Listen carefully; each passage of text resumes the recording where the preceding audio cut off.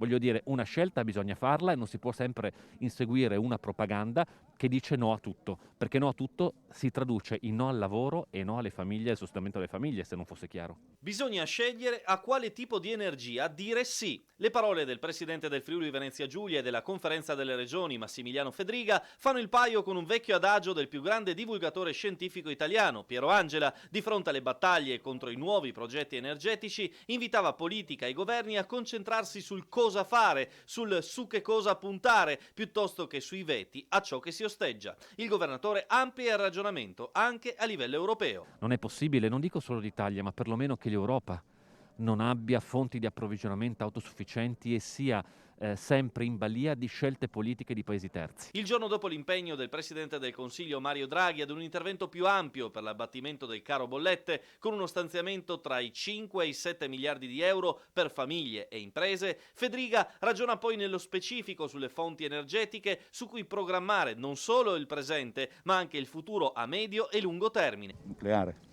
È una strada che secondo me non bisogna tralasciare a prescindere, è da valutare, esattamente come sono da valutare nuove linee di approvvigionamento, penso di gas, che la stessa Europa ha detto che è un'energia sostenibile. Penso ovviamente all'energia rinnovabile che è da potenziare e quindi tutta quella produzione è da potenziare. Non manca una considerazione politica dopo il caos interno scatenatosi nel centrodestra in occasione dell'elezione del Presidente della Repubblica sul necessario lavoro di ridefinizione dell'assetto della coalizione. Ma penso che ci deve essere un riassestamento perlomeno del centrodestra e con un'ottica.